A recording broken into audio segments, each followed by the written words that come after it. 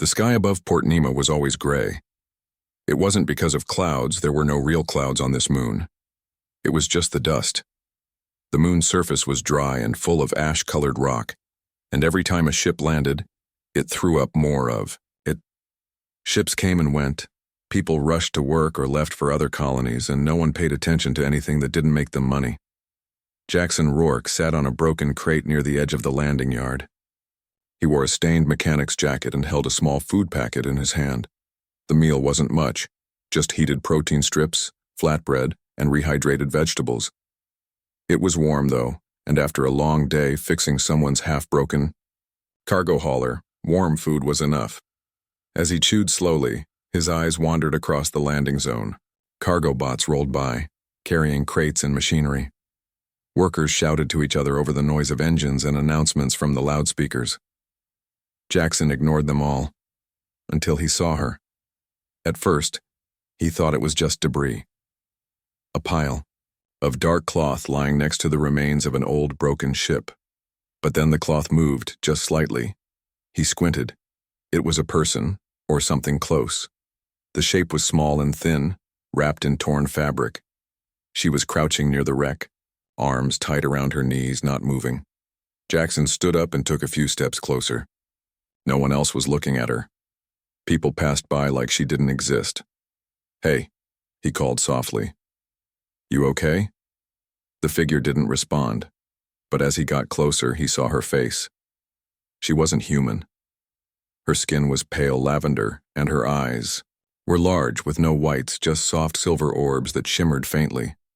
Her cheeks were sunken and her lips dry and cracked. She looked like she hadn't eaten in days. He stopped a few feet away and crouched down, keeping his voice gentle. "You need food?" She looked at him, startled, as if she didn't expect anyone to speak to her. Her hands trembled. She didn't answer.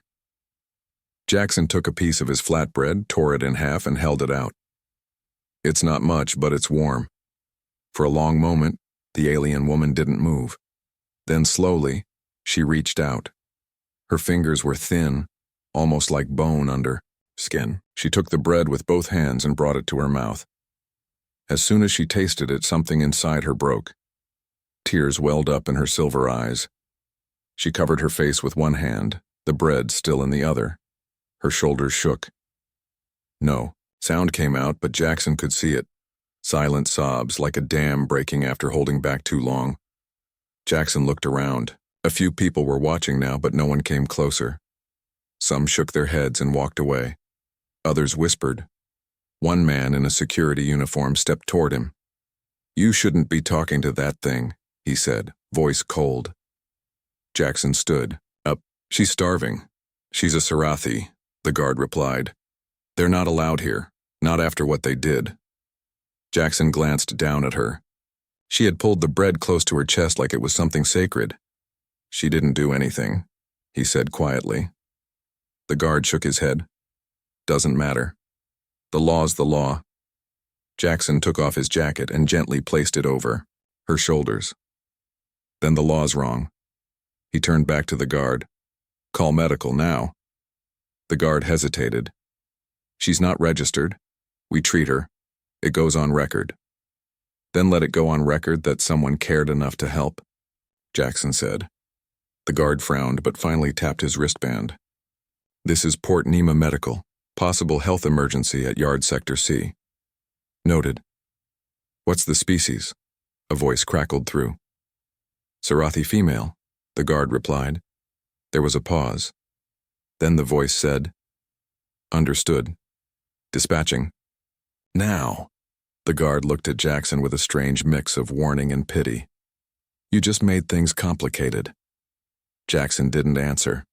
He sat back down beside her. She was still crying, but quieter now. She looked at him, her silver eyes wide. "I'm Jackson," he said softly. She blinked slowly, then whispered, "Nera." He smiled. "Nice to meet you, Nera." For the first time in days, maybe longer, Nera was not alone. Jackson sat in his small room above the old repair bay. The walls were metal and covered in rust patches. The light above his bed flickered now and then, but he didn't mind. He was used to broken things. It was quiet now, except for the soft sound of Nera breathing on the cot beside him. She was asleep, wrapped in a thermal blanket. Her face looked tired but peaceful. The medics had come and given her some nutrients and fluids, then left quickly. They didn't ask questions. They didn't want to get involved. Jackson leaned back in his chair inside. He had given her half of his room and most of his food. He didn't regret it, but he knew trouble was coming. A sharp knock hit the metal door. Jackson opened it. His neighbor, Harkon, stood there. He was a big man, part miner, part loader. His face was rough, but his eyes were sharp. "You helped a Sarathi?" Harkon asked in a low voice. Jackson didn't deny it. She was starving. Harkon stepped inside without asking. He looked at Nera and frowned. "You know what people are saying?" "Let them talk," Jackson replied. "She's one of them." "Jackson, people haven't forgotten the war. Whole colonies were lost. Families wiped out. The Sarathi ships didn't show mercy." Jackson crossed his arms. "You ever think maybe she didn't have a choice? Maybe she didn't fight in that war?" Harkon shook his head. "Doesn't matter, she's Sarathi. That name alone is enough to get you into trouble. You'll lose work. Maybe worse." "I don't care," Jackson said quietly. Harkon looked at him for a long moment. Then without another word, he left. Jackson shut the door and leaned against it. He looked at Nera. She was awake now, her eyes open. She had heard everything. "I'm sorry," Jackson said. Nera sat up slowly. Her voice was soft. "You should not help me. It is dangerous for you." He walked over and knelt beside her. "I'm not afraid of danger. I'm afraid of forgetting how to be human." Nera stared at him. Her eyes were filled with sadness. "Many think my people are monsters." Jackson nodded. "That's what they've been told. But I don't believe it." She looked down at her hands. "My people, we ran. We hid. We lost everything. Not all of us wanted war." "Then tell me," Jackson said. "Tell me what happened." Nera hesitated, then spoke slowly. "There was an attack. Ships exploded above our world. Many died. The council said humans did it. They declared war. But not everyone agreed. I worked in communications, not in war. I didn't fight. I ran." Jackson listened closely. Her words were broken, but her meaning was clear. "We were blamed for many things," she continued. "But some were not our doing." He believed her. He didn't know why, but he did. There was another knock. Softer this time. Jackson opened the door again. It was Lena, a nurse from the med station. She looked nervous. "Jackson, they're asking questions about her," she said quietly. "Security, traitors, even bounty hunters." Jackson's jaw tightened. "Why?" "She's Sarathi," Lena said. "There's still a bounty on them, dead or alive." Nera flinched at the words. Lena glanced at her. "I don't agree with it. That's why I came. I wanted to warn you." Jackson nodded. "Thank you." After Lena left, Jackson looked at Nera. "We have to leave. It's not safe here." "Where will we go?" she asked. "I don't know yet," Jackson replied. "But I'll figure something out." Nera stood, up slowly, still weak but stronger than before. "You should not run for me." He looked her in the eyes. "Maybe not, but I will." There was a long silence. Then Nera said, "Thank you, Jackson. You're different." He gave a small smile. "Different is all I've got." Later that night, Jackson went through his old storage bin. He pulled out a dusty backpack, a small portable scanner, and a toolkit. He didn't have much, but he had enough to get moving. Nera watched him. "You really mean to help me?" Jackson nodded. "I do." She walked to him, unsteady but determined. "Then I will help you too." He glanced at her. You don't owe me anything. She shook her head. Maybe not, but still I will. As they prepared to leave, Jackson glanced out the small window. He saw a group of men near the landing yard, scanning the area with devices. One of them carried a photo. It was Nira's face. Time was running out, but Jackson wasn't afraid. He had made his choice. The night was quiet, but Jackson's heart wasn't. He and Nira moved carefully through the back alleys of Port Nema. Most people were asleep, and only the soft hum of power lines and the hiss of steam vents broke the silence. Jackson carried his backpack filled with tools and a few supplies. Nira walked beside him wrapped in his old jacket. They were heading back to the wrecked ship, the one Nira had arrived in. It was the only place she said might still have something useful. Jackson didn't understand why they were going back, but he trusted her. When they reached the crash site, the area was empty. Just like before, the broken hull of the ship lay, open like a cracked egg. Pieces of metal were scattered everywhere, and the air smelled like old smoke. Nira stopped beside the twisted doorway. We must be quick. Someone may have already searched it. They climbed inside. The ship creaked, but it held. Jackson pulled out a small light and shined it across the walls. What are we looking for? The memory core, Nira said. It holds the records, messages, logs, maybe more. Jackson nodded. Lead the way. She moved through the broken corridors like she knew them well. Her hands touched the walls gently, as if remembering something important. At last, she stopped in a small room at the back of the ship. This was the control center, she whispered. The panel on the far wall was black, its screen shattered. But near the floor, a metal box sat half buried under wires and ash. That's it, she said. The core. Jackson knelt down and began to work. His hands moved fast, Karef. Ollie removing each wire. The core was old but not beyond repair. How much can this hold, he asked. Enough, Nira said. I saved messages, things I saw, things I wasn't supposed to. He looked up. What kind of things? She hesitated. Proof that my people were not the ones who started the war. Jackson stared at her. You're saying the Sarathi were innocent? Not all, she admitted. But there were lies, great lies. I worked in a communication tower. I saw signals that were faked, ships attacked without orders. Someone wanted war. Someone who wasn't Sarathi or human. Jackson's mind raced. Who? She whispered the name. Koran. He froze. The Koran Syndicate. A powerful alien trade group known for weapons, black markets, and secrets. They had stayed quiet during the war, but they had grown rich from it. Jackson finished pulling out the memory core. Can we read it? Nira nodded. But not here. We need a reader. And time. Jackson stood. Then we get out. Now. As they stepped out of the wreck, Jackson paused. He felt something, like they were being watched. A shadow moved across the landing yard. Just one at first, then another. Figures in dark suits with glowing visors. Silent, smooth and fast, Nira saw them too. They followed us. Jackson cursed under his breath. We have to run. They turned and rushed into the alleys. The syndicate hunters moved quickly, scanning walls, checking tracks. But Jackson knew the Undercity better than most. They ducked into a maintenance tunnel and climbed through a narrow shaft. Pipes hissed around them. Nira moved with surprising strength now, as if fear gave her power.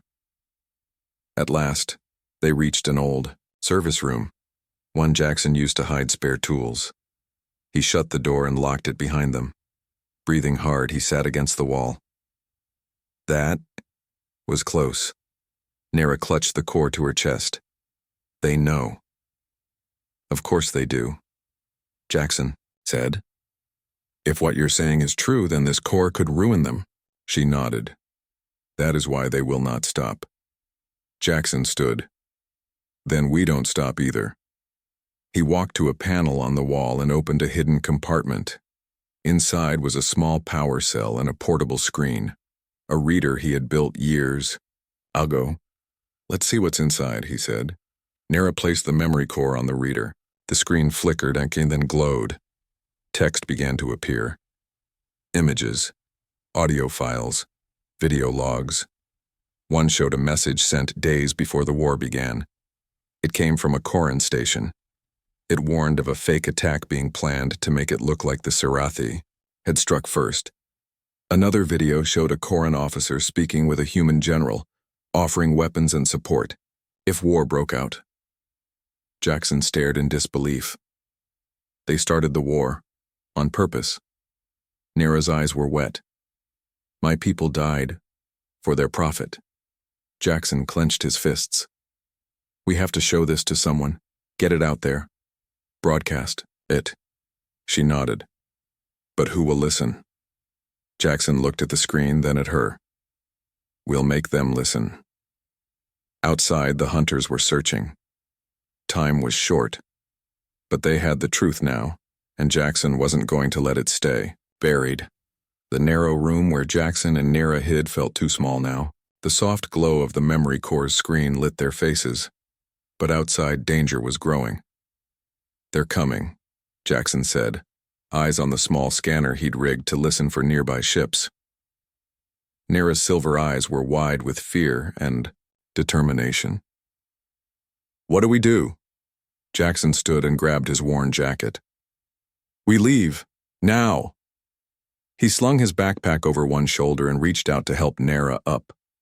Her steps were slow but steady.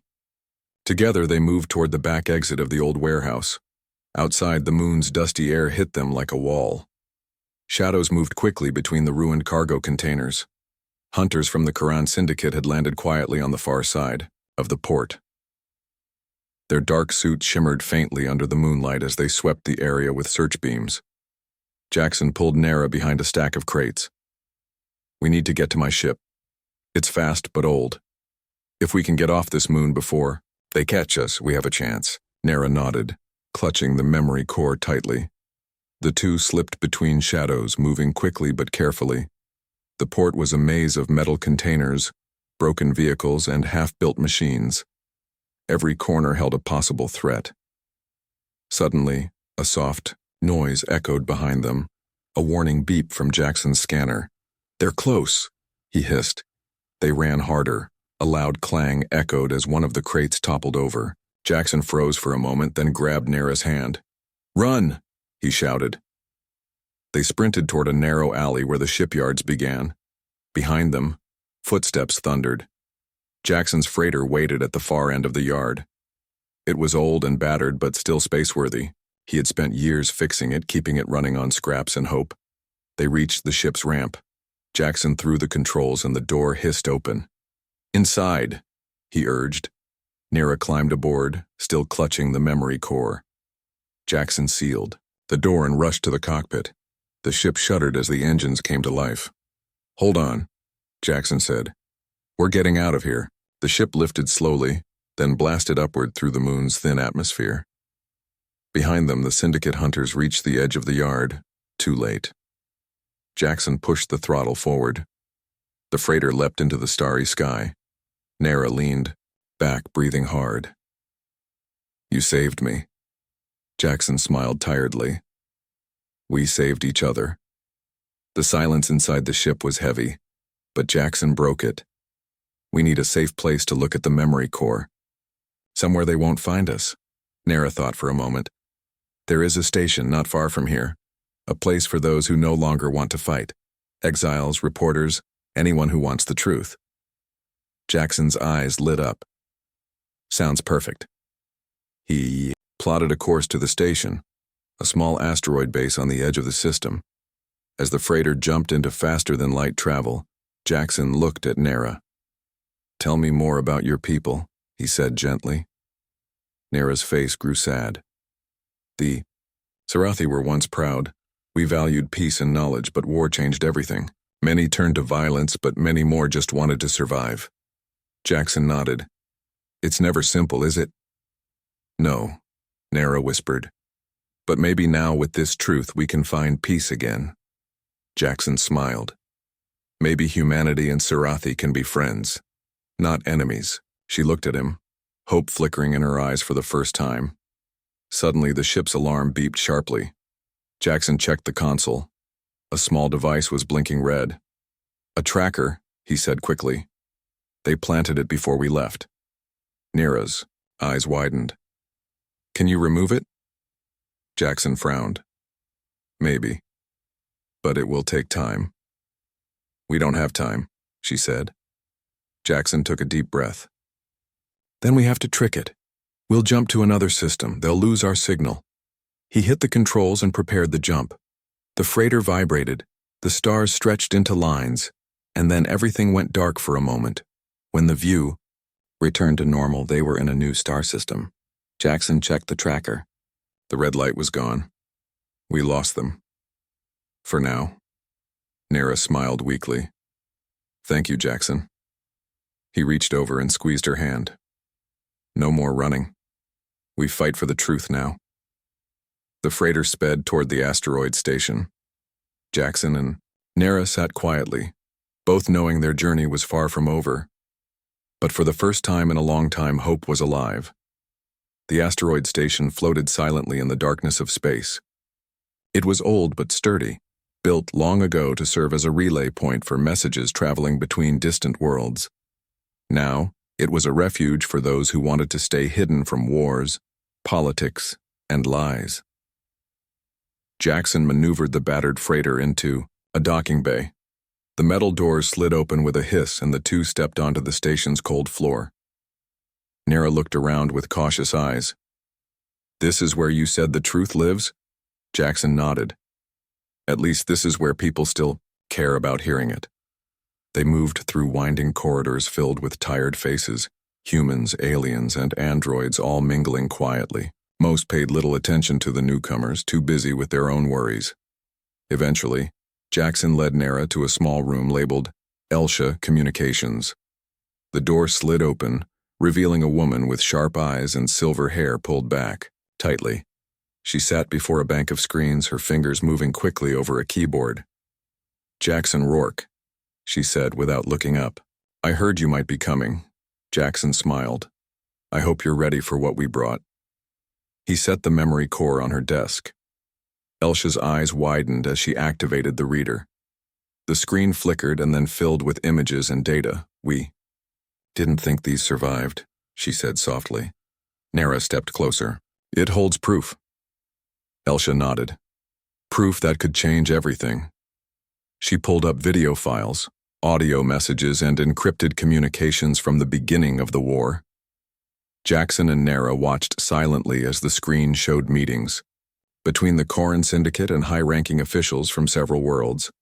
The Corran officers spoke quietly but clearly, planning attacks that would blame the Scifi and humans on each other. Weapons shipments disguised as peace talks, Elsha said, false signals to start battles where there were none. Nera's silver eyes filled with tears. They made us enemies, so they could sell weapons and control the galaxy. Jackson's fists clenched. We have to get this out. The whole galaxy needs to see it. Elsha nodded. Agreed. But it won't be easy. She pulled up a map of communication networks.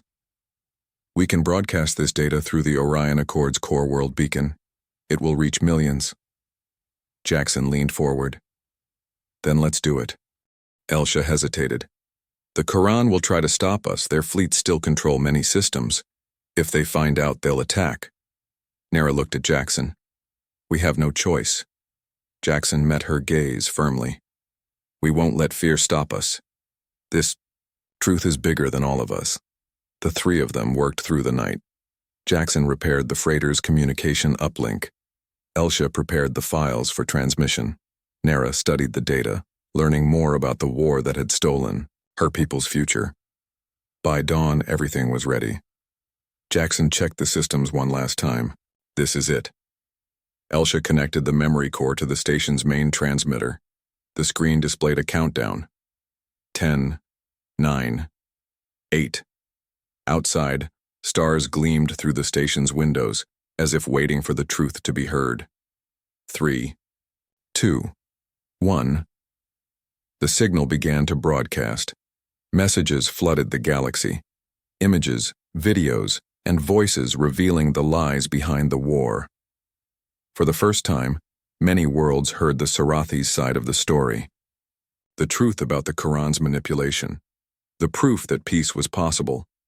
Jackson, Nara, and Elsha watched anxiously as the signal spread. Suddenly, alarms blared throughout the station. "They found us," Elsha said, eyes wide. The door to the room burst open.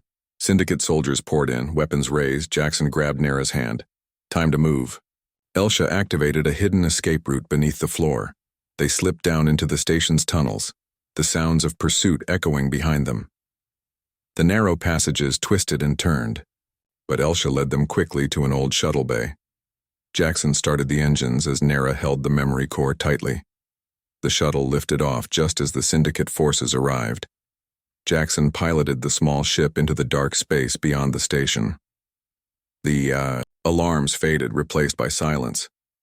Nara looked at the others. "We did it." Elsha smiled, exhausted. "The galaxy knows now. We changed the story." Jackson glanced at the stars ahead. "But this is only the beginning. The war might be over, but the fight for justice had just begun, and together they would make sure the truth would never be hidden again." The small shuttle darted through the blackness of space, moving fast but far from safe. Jackson's hands gripped the controls tightly as the stars stretched past the windows. Behind them, Syndicate ships were in hot pursuit, their weapons glowing like distant fireflies. "We won't outrun them forever," Jackson said, eyes sharp. "We need a plan." Nara sat beside him, clutching the memory core like a precious jewel. "Where do we go?" Jackson glanced at the map projected in front of him. "There's a place, a core world called Orion Prime. It has the biggest communication tower in the sector. If we can get there, we can broadcast the data to the entire galaxy." Elsha nodded from the back. "The Syndicate won't give up easily. Their fleet controls the routes to Orion Prime. We'll have to fight our way through." The shuttle's alarms beeped suddenly. "They're closing in," Jackson said grimly. Nara looked out the window. "I don't want more fighting, but this is the only way." Jackson's jaw tightened. "Then we fight for the truth." As they approached Orion Prime, the shuttle's sensors picked up a Syndicate blockade, several large warships blocking the jump gates. Jackson's heart pounded. "We can't go around, too many of them." Elsha pulled up a tactical display. "There's an old maintenance tunnel on the planet's surface. It leads to the communication tower. If we land there, we might sneak in." Jackson looked at Nara. "You ready?" She nodded. "I am." They made a risky jump near Orion Prime, skimming the atmosphere and landing in a hidden canyon. The shuttle's engines roared as they touched down softly. Jackson, Nara, and Elsha hurried out, carrying the memory core in their gear. The canyon was dark and quiet. They moved quickly, avoiding patrols and security drones. After a tense trek, they reached the base of the communication tower, a massive structure reaching into the sky like a metal mountain. "We have to climb," Jackson said, looking up. Nara smiled faintly. "I'm good at climbing." The three of them began their ascent, moving along service ladders and narrow walkways. Halfway up, alarms sounded. "They found us," Elsha whispered. Syndicate soldiers appeared below, scanning the area. Jackson pulled out a small stun device. "We can't fight all of them. We'll use this to stun guards quietly and keep moving."